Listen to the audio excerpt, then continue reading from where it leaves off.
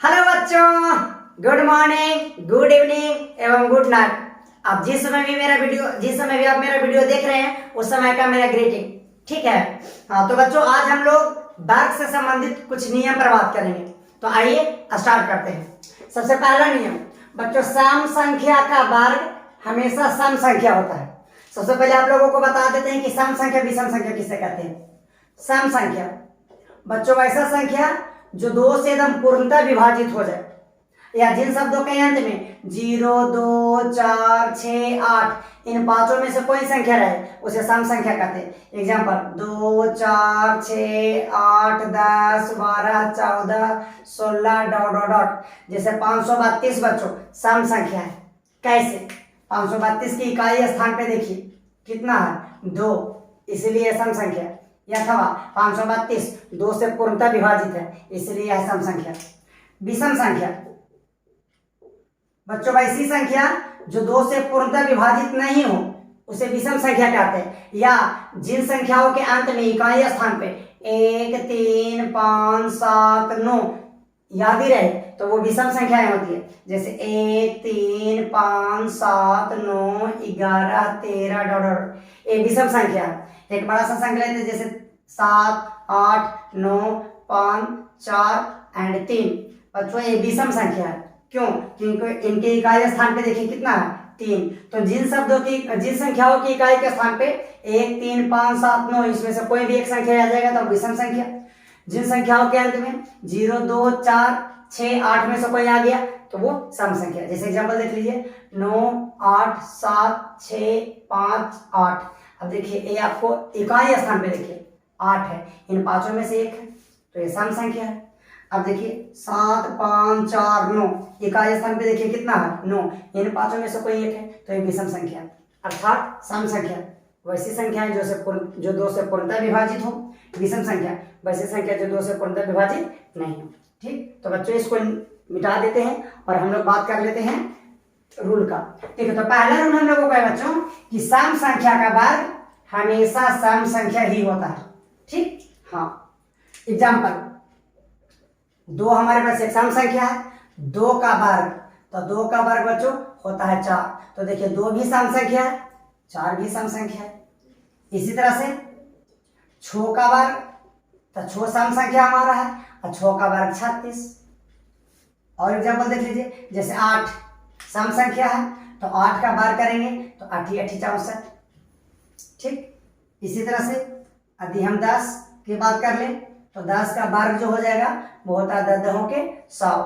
अब देख लीजिए 100 हमारा सम संख्या है।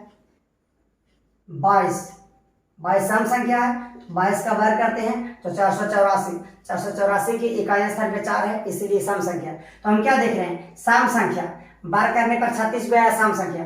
8 सम संख्या, इसका वर्ग करने पर आया 64 जो भी सम संख्या है। 10 सम संख्या है, वर्ग करने पर आया 100, ये भी सम संख्या है। 22 सम संख्या है, 484 सम संख्या है। इसका मतलब बच्चों की सम संख्या का हम वर्ग करेंगे तो कौन संख्या आएगा, सम संख्या आएगा। ठीक, चलिए नेक्स्ट नियम देखिए।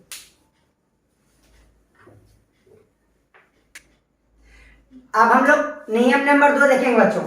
वो क्या? विषम संख्या का वर्ग हमेशा विषम संख्या होता है। छूट गया तो लिख देते हैं विषम संख्या का वर्ग हमेशा विषम संख्या ही होता है। ठीक है बच्चों, जैसे एग्जांपल देख लीजिए, हमारे पास बच्चों 1 विषम संख्या है। अगर हम 1 का वर्ग कर दें तो आता है 1 जो कि विषम संख्या ही है। इसी प्रकार 3 हमारा विषम संख्या है, तो 3 का अगर हम वर्ग करें बच्चों तो 3 का वर्ग होता है 9 जो कि विषम संख्या है। ठीक, इसी प्रकार 5 हमारा विषम संख्या है और 5 का अगर हम वर्ग कर दें तो आता है 5 × 25 जो कि एक विषम संख्या है। इसी तरह से 13 हमारा विषम संख्या और 13 के वर्ग कर दे बच्चों तो आता है 169, चूंकि 169 की इकाई स्थान पे 9 है इसलिए यह विषम संख्या है। इसी प्रकार से 25 जो कि एक विषम संख्या है और इसका अगर हम वर्ग कर दे बच्चों तो 25 का स्क्वायर आता है 625 जो कि एक विषम संख्या है। तो हम क्या देख रहे हैं कि 25 विषम संख्या, इसका वर्ग करने पर 625 ये भी विषम संख्या। 13 विषम संख्या, वर्ग करने पर आया 169 जो कि विषम संख्या। 5 विषम संख्या, वर्ग करने पर प्राप्त हुआ 25, जो कि विषम संख्या। इसका मतलब सर यही समझ में आ रहा है कि विषम संख्या का अगर हम वर्ग कर रहे हैं तो हमारे पास जो संख्या प्राप्त हो रहा है वो भी विषम संख्या ही हो रहा है। मतलब विषम संख्या का वर्ग क्या होता है? विषम संख्या। चलिए नेक्स्ट नियम देखिए बच्चों। हाँ तो देखिए बच्चों, कहता है यदि किसी संख्या के अंत में शून्यों की संख्या विषम हो तो वह पूर्ण वर्ग संख्या नहीं हो सकता। तो छूट गया था, तो वह पूर्ण वर्ग संख्या नहीं हो सकता है। एग्जाम्पल के लिए देखिए, हमारे पास 5 0 0 0 0 और 0 है। क्या बच्चों ये परिपूर्ण वर्ग संख्या है? परिपूर्ण वर्ग संख्या किसे कहते हैं? वैसा संख्या जो किसी का वर्ग हो, परिपूर्ण वर्ग संख्या कहा जाता है। हमने लेक्चर नंबर फर्स्ट में बात किया। अभी आपने लेक्चर नंबर फर्स्ट नहीं देखा बच्चों तो उसे अवश्य देख लें। उसके बाद अगर आप लेक्चर नंबर 2 देखते हैं तो आपको मजा आएगा देखने में। यस, चलिए तो हम क्या देख पा रहे हैं? शून्य की संख्या गिनिए। शून्य 1 2 3 4 5, शून्य की संख्या 5 है और हम जानते हैं कि 5 विषम संख्या है। तो शून्य की संख्या अगर विषम होगा तो वो कभी परिपूर्ण वर्ग हो ही नहीं सकता, तो ये परिपूर्ण वर्ग नहीं होगा। इसी प्रकार से 1 0 0 0 0 इतना, क्या ये परिपूर्ण वर्ग संख्या है? तो सबसे पहले शून्य की संख्या गिनी। देखिए 1 2 3 4 5 6 7, 7 जीरो है। यहाँ जीरो की संख्या कितना है? 7। अब ये देखिए 7 कौन संख्या? सम संख्या की विषम संख्या। यदि विषम संख्या है तो कभी परिपूर्ण वर्ग नहीं हो सकता है। तो चूंकि 7 विषम संख्या है इसलिए कभी संख्या परिपूर्ण वर्ग नहीं हो सकता। और एग्जांपल देख लीजिए बच्चों, जैसे हमारे पास 9,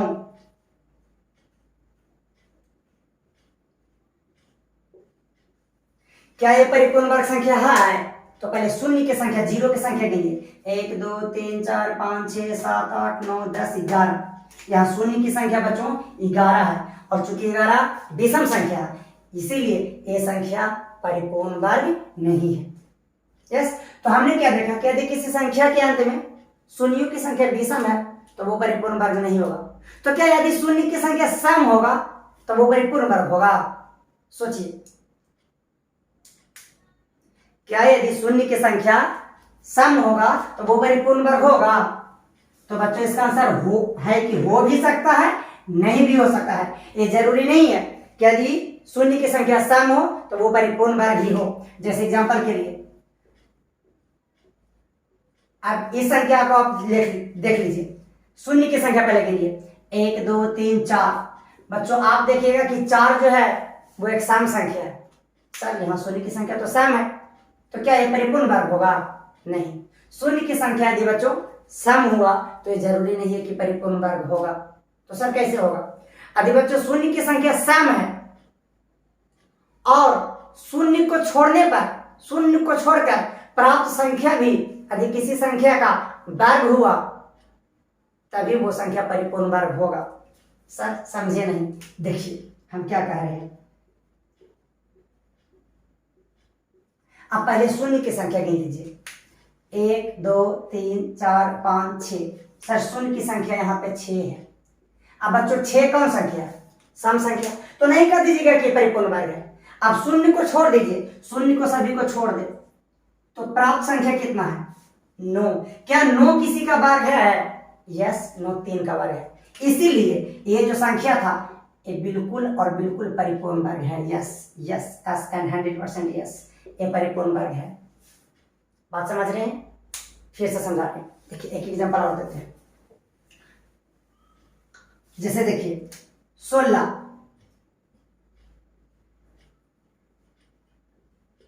पूछ रहे बच्चों कि क्या ये परिपूर्ण वर्ग संख्या है? तो सबसे पहले जीरो की संख्या गिनिए, 1 2 3 4 5 6 7 8 9 10। सर यहाँ जीरो की संख्या 10 है। तो 10 देख लीजिए कौन संख्या है? सम संख्या। तो देखते ही जीरो की संख्या सम देखते ही ना बोल दीजिए कि सर ये परिपूर्ण वर्ग है। उसके बाद जीरो को छोड़कर जो संख्या प्राप्त है, तो जीरो को अगर छोड़ दे बच्चों तो संख्या प्राप्त हो रहा 16। क्या 16 किसी का वर्ग है? यस, 16 4 का वर्ग है। इसीलिए टोटल परिपूर्ण वर्ग संख्या। अभी हम एग्जांपल और देख लीजिए। या देखिए जैसे ये एग्जांपल आता है, पूछता कि सर क्या ये परिपूर्ण वर्ग है? तो जीरो की संख्या 1 2 3 4 सम संख्या परिपूर्ण वर्ग है, जो कि 100% गलत है।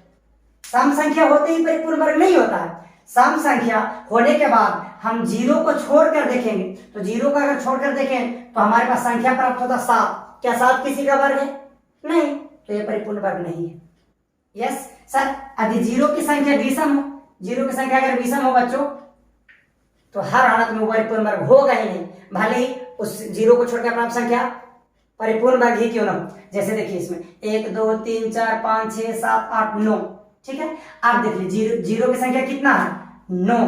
तो जीरो की संख्या जैसे ही 9 आया, 9 हो गया विषम संख्या, तो ये परिपूर्ण वर्ग हो ही नहीं सकता है।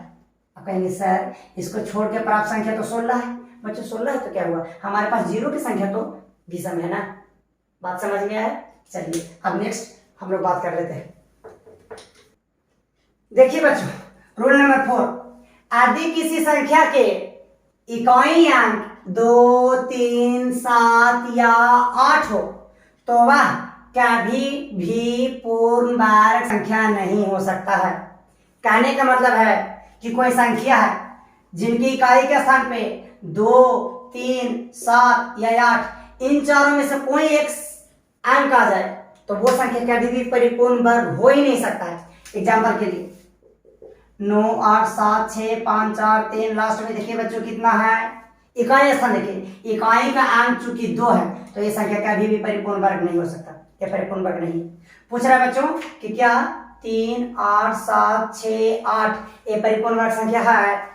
इकाई अंक देखिए कितना है, इकाई अंक 7 8 है, इसी चारों में से कोई एक है, तो ये कभी भी परिपूर्ण वर्ग नहीं हो सकता है।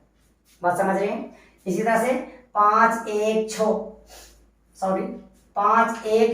3 पूछ रहा है कि क्या ये संख्या परिपूर्ण वर्ग है? इकाई स्थान देखिए, इकाई स्थान का अंक 3 है, जो कि इन्हीं चारों में से एक है, इसीलिए ये कभी भी परिपूर्ण वर्ग संख्या नहीं हो सकता। इसी तरह से बच्चों पूछ रहा है 16 0 0 7, क्या सारी परिपूर्ण वर्ग संख्या है? इकाई अंक देखिए, इकाई अंक 7 है, इसका मतलब है कभी भी परिपूर्ण वर्ग संख्या नहीं हो सकता। तो बच्चों जिन संख्याओं के अंत में 2 3 7 या 8 आए, इन चारों में से कोई भी आए तो वो संख्या कभी भी परिपूर्ण वर्ग नहीं हो सकता है। ठीक, चलिए नेक्स्ट नियम देखिए। तो बच्चों अब हम लोग #05 नंबर देख रहे हैं, मतलब 5वां नंबर देख रहे हैं। ठीक है, क्या 5वां नंबर हमसे क्या कहता है कि दो क्रमागत प्राकृतिक संख्याओं के वर्गों का धनात्मक अंतर उन दोनों संख्याओं के योगफल के बराबर होता है। वीडियो को पॉज करें, नियम को नोट करें और इसे समझें। हम समझा रहे हैं। हाँ देखिए क्या कह रहा है बच्चों। सबसे पहले क्रमागत का मीनिंग बताते हैं। क्रमागत का मतलब होता है बच्चों लगातार, लगातार या लगातार, जो भी लगातार हम लिखते हैं। तो लगातार मतलब कंटिन्यूअसली। जैसे 5, इसके बाद की संख्या कितना है? 6, तो इन दोनों संख्याओं को क्रमागत कहा जाता है। 6 के बाद की संख्या है 7, तो ये दोनों संख्या एक दूसरे के क्रमागत हो गई। 11 के क्रमागत 12, 12 के क्रमागत 13, 13 के क्रमागत क्या 14। तो क्रमागत का मीनिंग समझ में आया? क्रमागत का मीनिंग है लगातार। तो अब नियम को देखिए क्या कहता है। दो क्रमागत प्राकृतिक संख्याओं के वर्गों का धनात्मक अंतर उन दोनों संख्याओं के योगफल के बराबर होता है।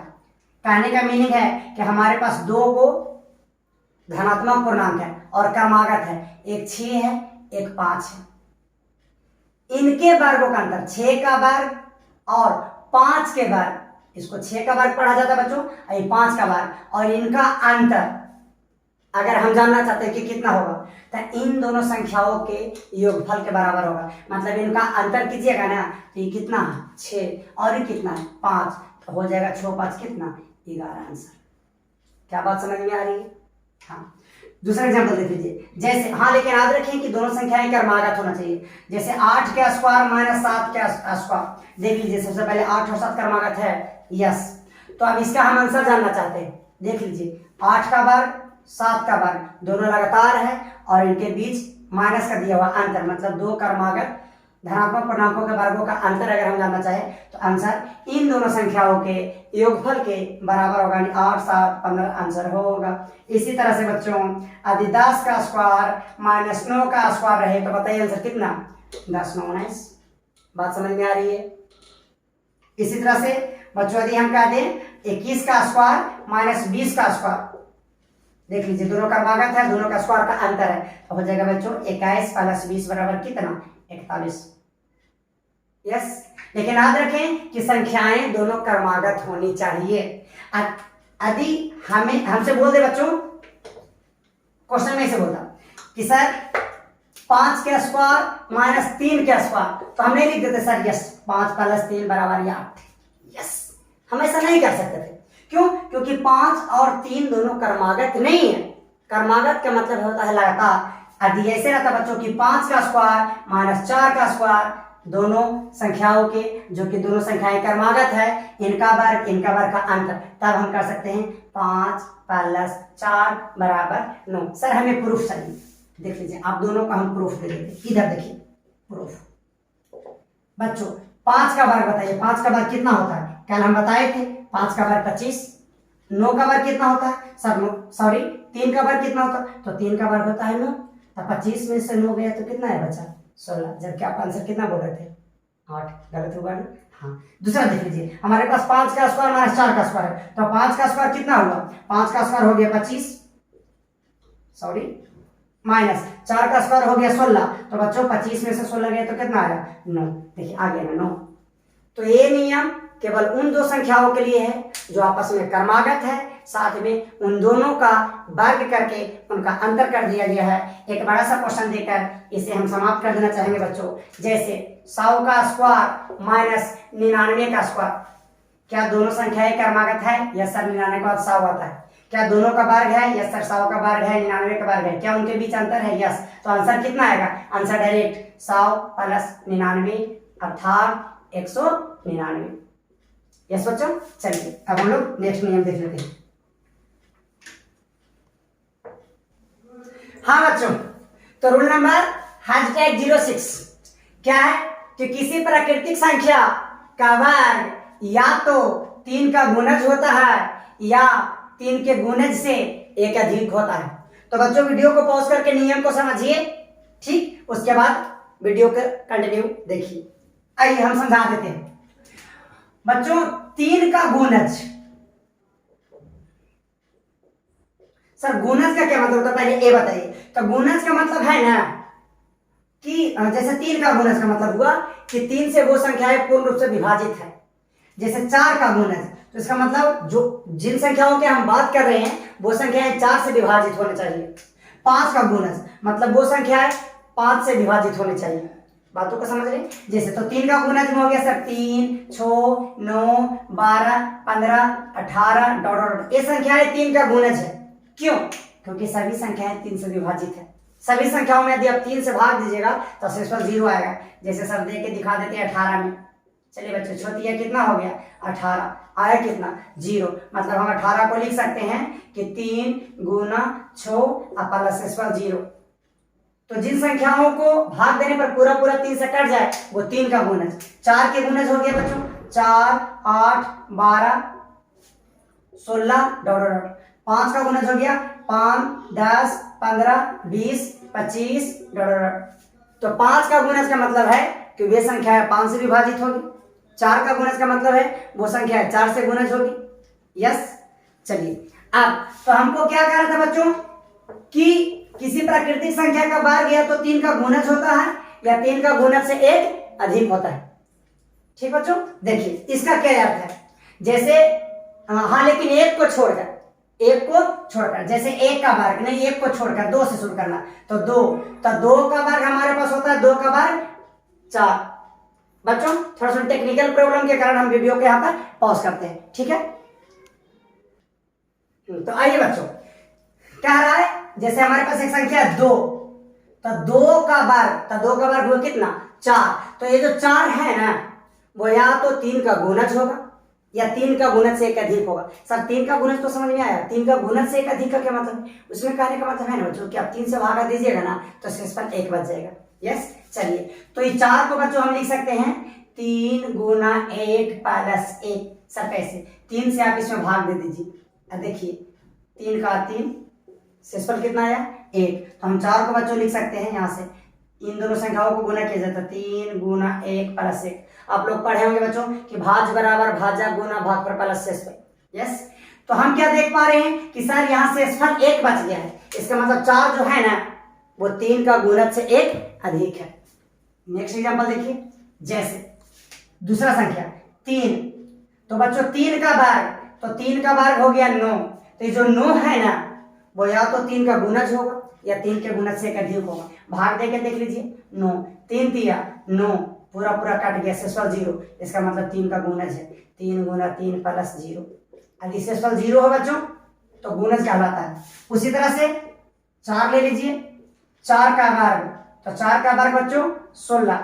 अब जो 16 है वो या तो 3 का गुणज होगा या तो 3 के गुणज से 1 अधिक है। भाग दे लीजिए 3 से 16 में, 5 तिया 15, बचा कितना 1, शेषफल 1 बचा, इसका मतलब 3 गुना 5 प्लस शेषफल 1, इसका मतलब 3 का गुणज से 1 अधिक है। बातों को समझ रहे हैं बच्चों।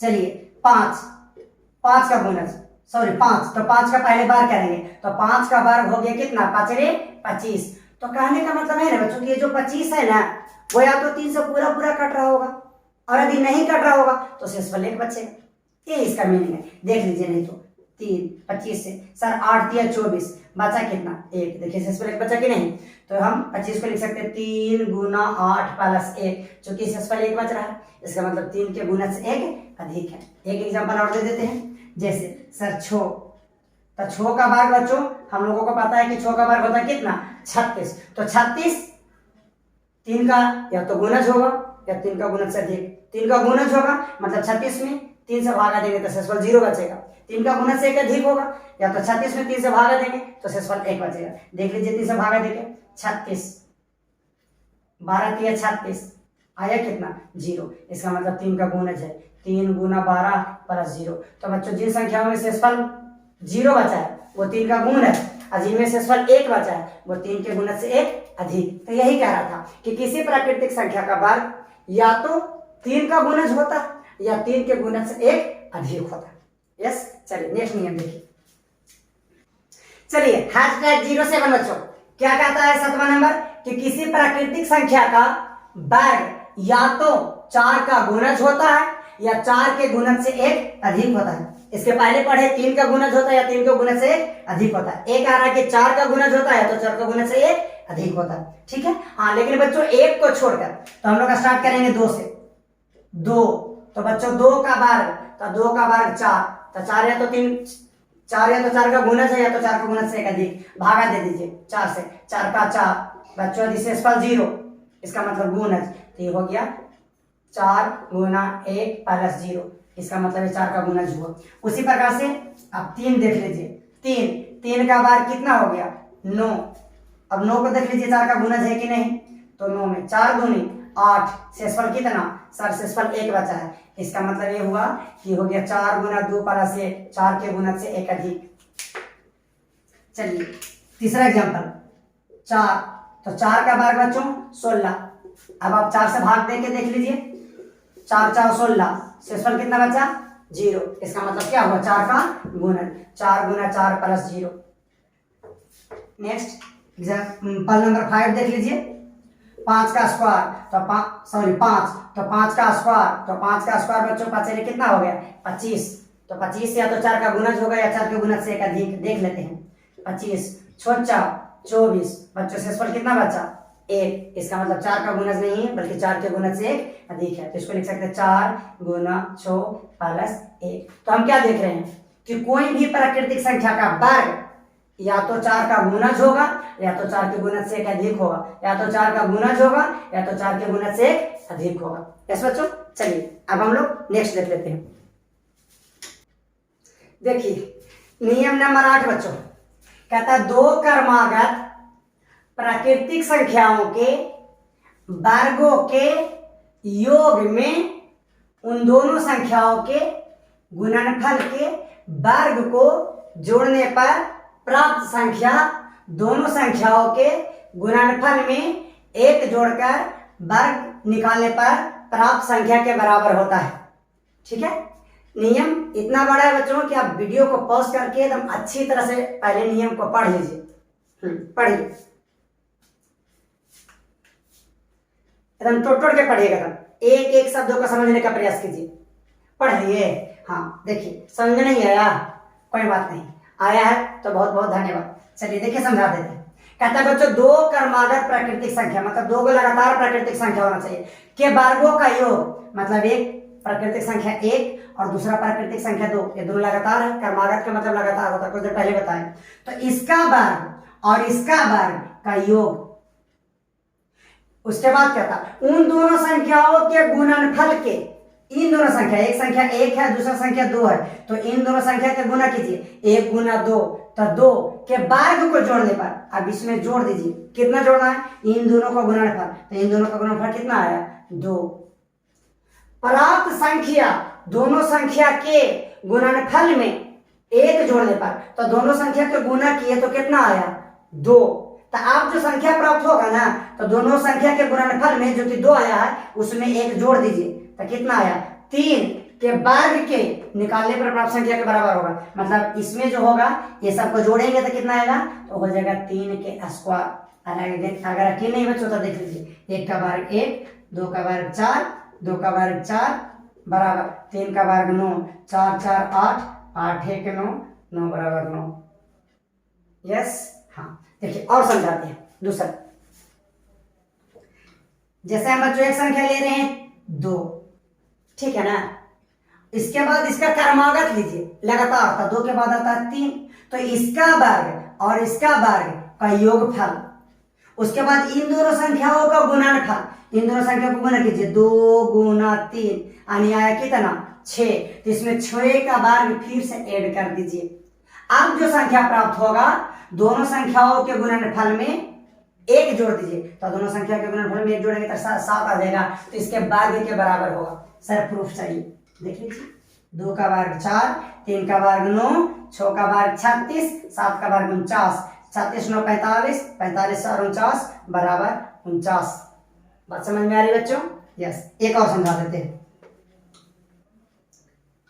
देखिए हमारे पास एक संख्या है बच्चा 4, तो 4 के एक क्रमागत, तो 4 के सर क्रमागत 5, इसका वर्ग 4 का वर्ग 5 का वर्ग और इन दोनों का योगफल, फिर इन दोनों संख्याओं के गुणनफल को वर्ग जोड़ दीजिए, तो 4 गुना 5, तो 4 गुना 5 बराबर 20।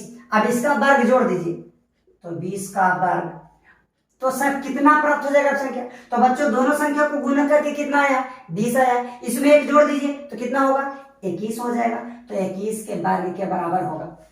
देखिए यही हमारा नियम का था। अब नियम को हम समझाते हैं। क्या कहता, दो क्रमागत प्रकृत, 4 5, दो क्रमागत प्रकृत है, 4 5 क्रमागत संख्याओं के वर्गों का योग, 4 का वर्ग 5 का वर्ग का योग, उन दोनों संख्याओं के गुणनफल के, दोनों संख्या 4 गुना 5 वर्ग के, इन दोनों के संख्या का गुणनफल 20, तो इस 20 का वर्ग जोड़ने पर प्राप्त संख्या, अब जोड़ दिए, 4 का वर्ग जोड़ दिए, 5 का, इन दोनों को गुना करके 20 का वर्ग जोड़ दिए। अब जो संख्या प्राप्त होगा जोड़ने पर संख्याओं के गुणनफल में एक जोड़कर वर्ग संख्या निकालने पर के प्राप्त संख्या के बराबर होगा। मतलब इन दोनों को गुना किए तो कितना आया, 20। अब इन तीनों संख्या को जोड़िएगा ना, तो जो नया संख्या होगा वो 21 के स्क्वायर के बराबर होगा। क्या बात समझ में आ रही है बच्चों?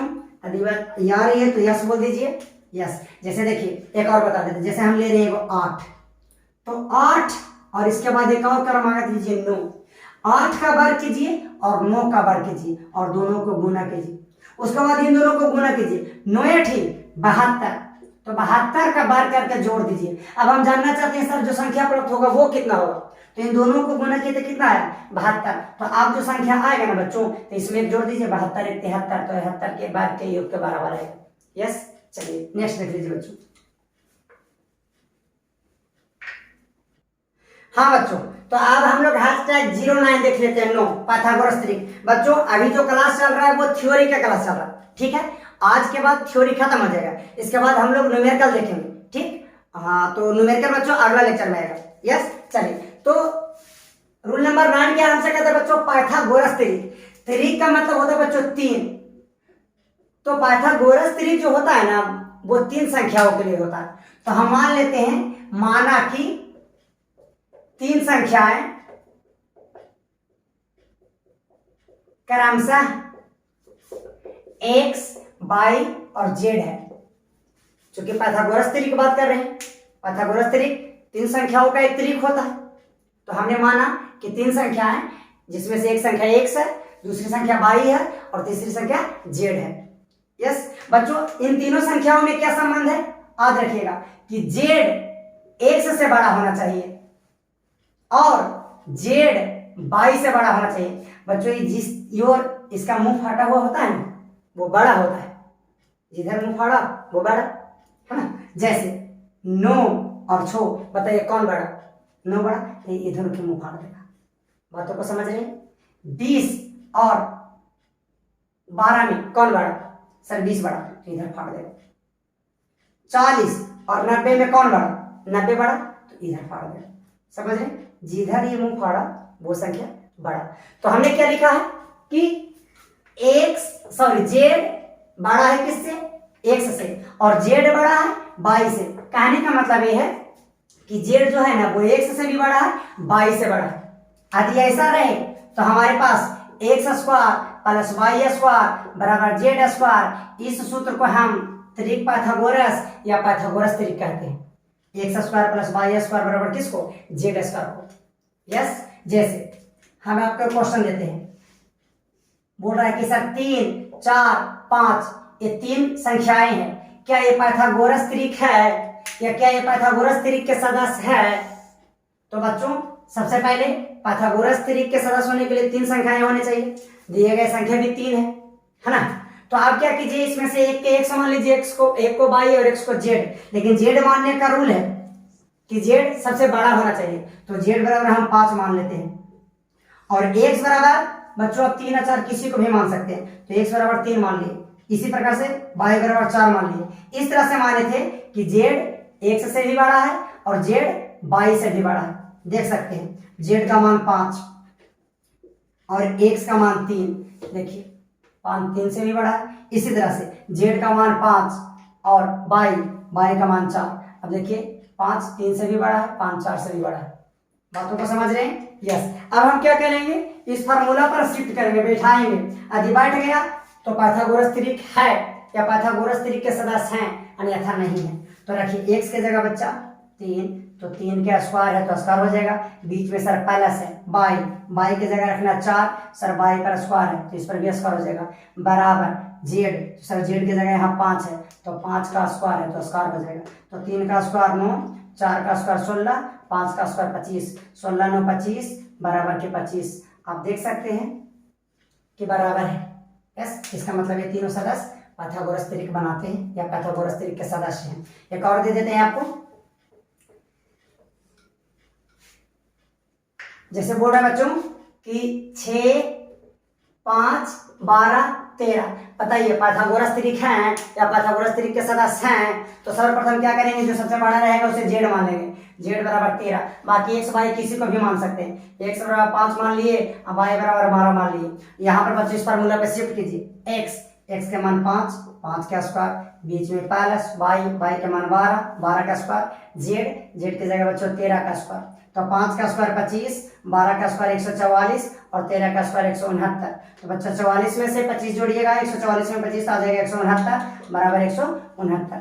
देखिए बराबर है। ऐसा मतलब ये तीनों पाइथागोरस त्रिक बनाते हैं या पाइथागोरस त्रिक के सदस्य। एक और दे देते हैं, जैसे हमारे पास दे दिया बच्चा 20, 30, 10, उल्टा बोल दिए, साथ लिखिए। हाँ, 20, 10, 30, ठीक है। हाँ, तो सबसे पहले क्या करना है, z बराबर सबसे बड़ा कौन है तीनों में से, 30, उसे मान लेंगे। जो सबसे बड़ा रहेगा बच्चों उसे z मानेंगे। और यहाँ पे x y किसी को मान लीजिए, चलिए x बराबर हम 20 मान लिए, y बराबर 10 मान लिए। अब इस फार्मूला पे बैठाइए, x का स्क्वायर यानी 20 का स्क्वायर प्लस y यानी 10 का स्क्वायर बराबर z यानी 30 का स्क्वायर।